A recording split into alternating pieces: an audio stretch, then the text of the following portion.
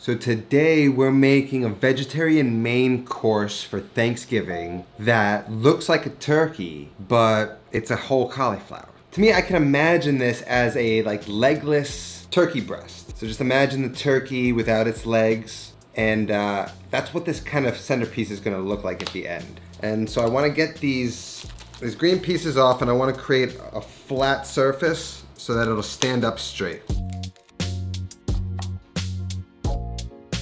Give that a mix. To that, I'm going to add a teaspoon of poultry seasoning.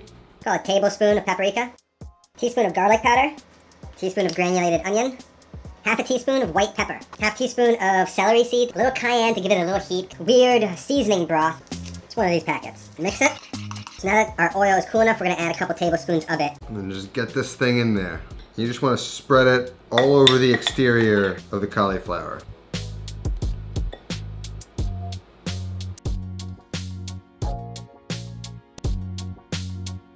Maybe give it a nice little glisten.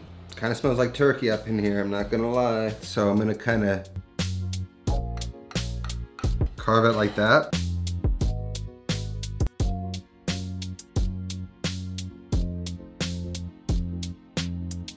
Tender, but holds the fork. It's just pretty fantastic. The next recipe we're gonna learn how to make is the nigiri sushi. This is really amazing. You'd swear this is fish, but it's not. So we're gonna start out with a nice, gorgeous piece of aloe vera from the garden. And then I have some squeezed beet juice here. So I'm gonna take the aloe vera and butterfly it. And then peel the skin.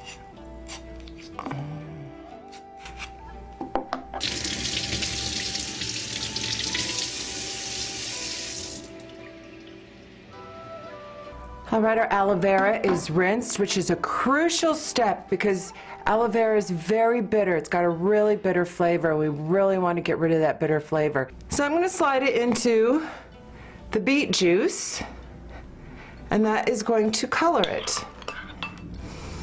And while that is marinating, we're going to do the rice.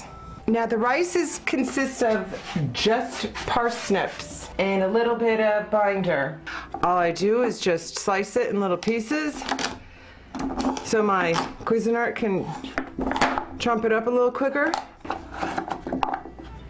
And I'm gonna pulse chop it until it's tiny little pieces, same as rice. Pulse chop.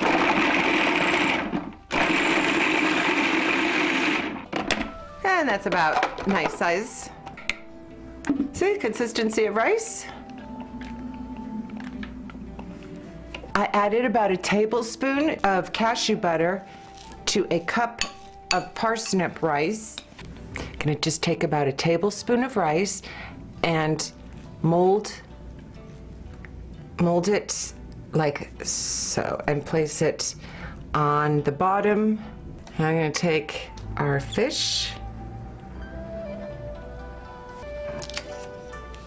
So then you just fold it over. And look at this amazing work of art. It's not even fish, you'll fool your friends. I want to keep my friends. It's beautiful, and it tastes so good. Today we are turning this into pork. This is a steamed yam cake called konnyaku or konjac. I've seen this product used to make vegan seafood, but initially when I tried it, it had the texture of what I remember pork belly tasting like. Before you use the konnyaku in your recipe, you will need to boil it.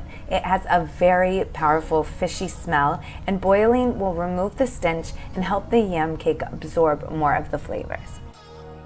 Remove the yam cake from the stove and cut in half.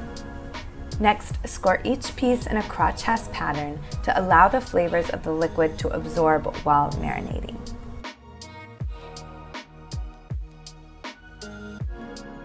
Add the yam cake to the marinade and refrigerate overnight. While this is marinating, I will prepare the spice rub by adding 1 cup of brown sugar, 4 tablespoons of smoked paprika,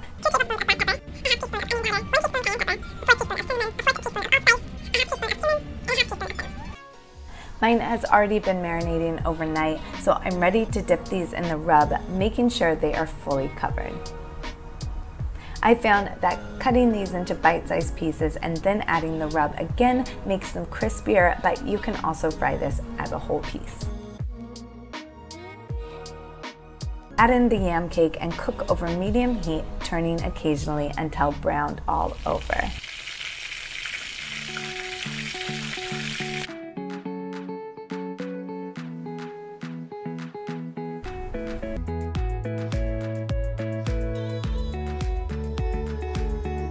Top it with a bit of unagi sauce and pickled onions and enjoy.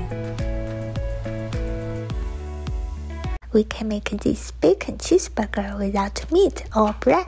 Use a cabbage to substitute buns. Trim the tofu into the size of cabbage. Shave eggplants into thin slices. Cook everything on a grill. I use the Tabasco honey barbecue sauce as the only seasoning for this burger. It's sticky sweet with a smoky finish. When the tofu is beautifully caramelized, toss a slice of cheese on the top. This is my long life husband burger with crispy, shiny eggplant bacon.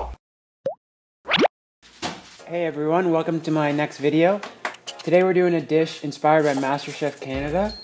It's a vegan bone marrow.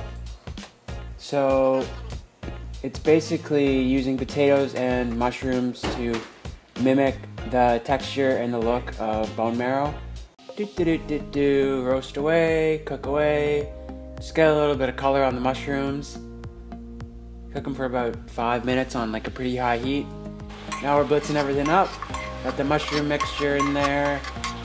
And then I kind of didn't really measure anything else, but probably about a tablespoon and a half of nutritional yeast. And then we're going in with the walnuts, probably a tablespoon of that. And some salt and pepper, like a pinch of salt, and a couple cranks on the old pepper mill there. I'm going to add the vegetable stock, just kind of halfway up the potatoes.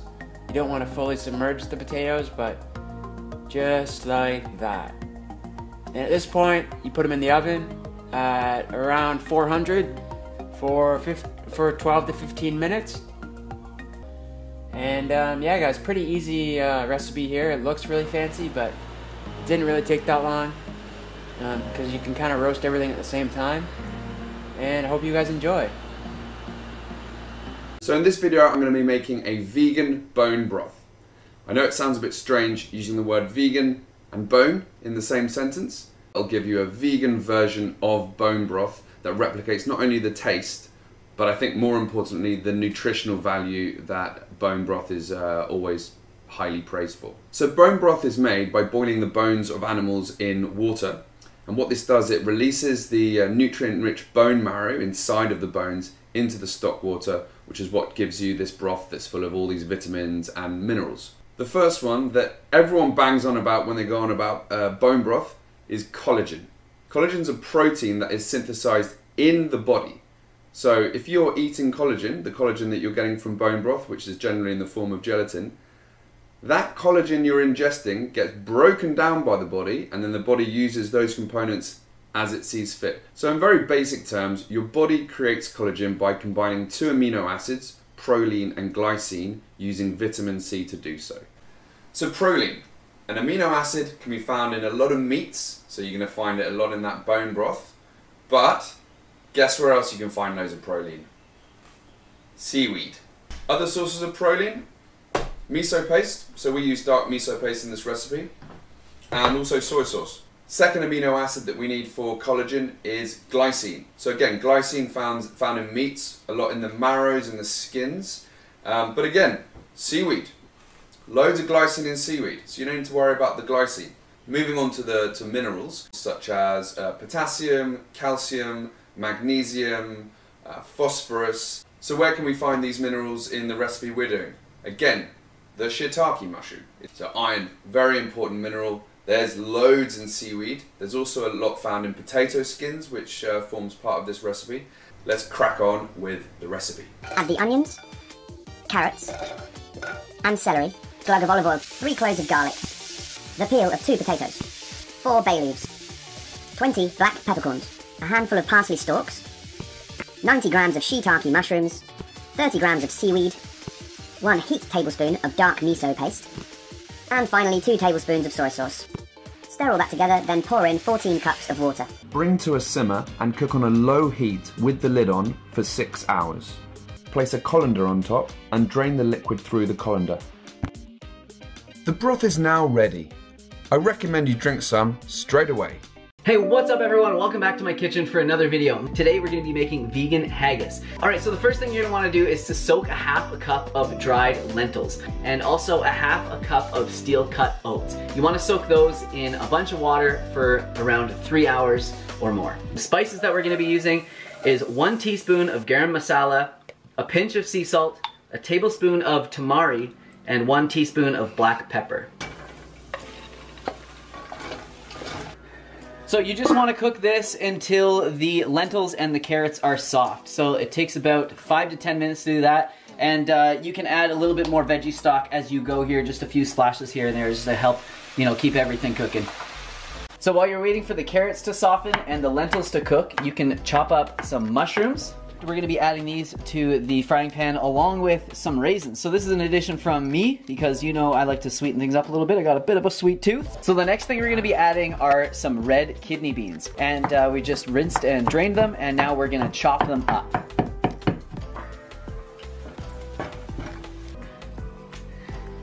Alright, so this is all done and it looks okay. It smells really good though.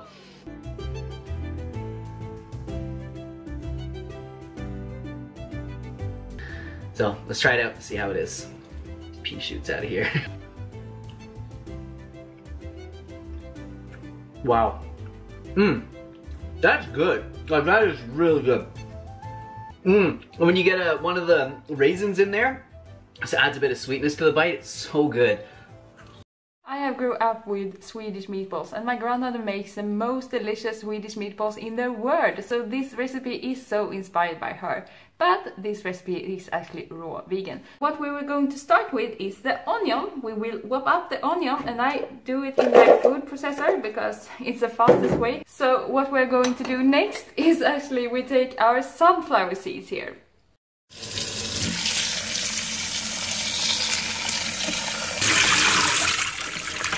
So what we're going to do is that we take almost everything. You don't want to take all the pieces in because you want a little crunchiness in your meatballs, right?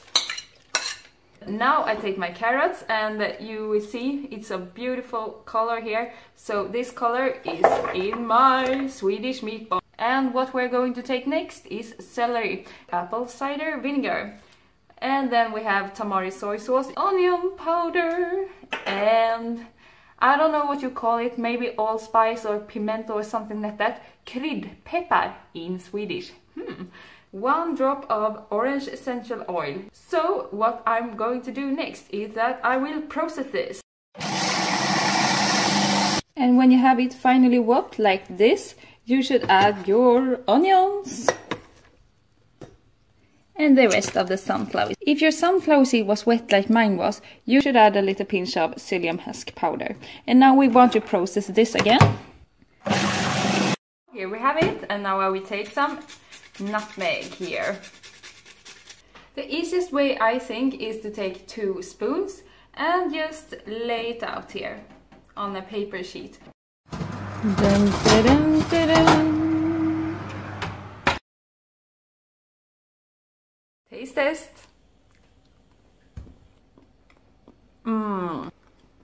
Really, really good.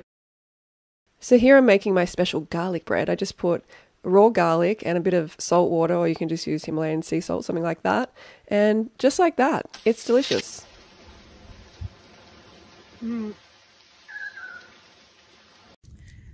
What are you doing, Ocean? You're eating coconuts here, and you eat dates, and you eat avocado, and you eat lime, and you eat orange, and how do you eat this? Yeah, so we're making different gourmet raw vegan foods. So if you watch here, what I've just made is a raw vegan taco. See? Raw vegan taco. Raw vegan taco. Yeah. So it's coconut with dates, and that is a raw vegan taco. And then, whoops, I lost one of my dates. And now if I tear this in half, like this, okay, There we go. And now I have a raw vegan burger. Oh, a raw vegan burger. Oh, that's awesome. That's right. And yeah. Now, for my last creation, Uh-huh. I'm going to make raw vegan pizza. Oh, raw vegan pizza. But what do you need for pizza? You need cheese. So we're going to put some cheese on it. Oh, avocado cheese. Yeah, and now it's pizza. Oh, that's delicious. So what is the best? What is the most delicious version? Is it pizza, burger, or taco? Surprisingly, they all taste exactly the same. What? But this one have cheese on top, so this might taste very different. Very cheesy. Very cheesy. Oh yeah. Raw vegan gourmet. Oh, fantastic.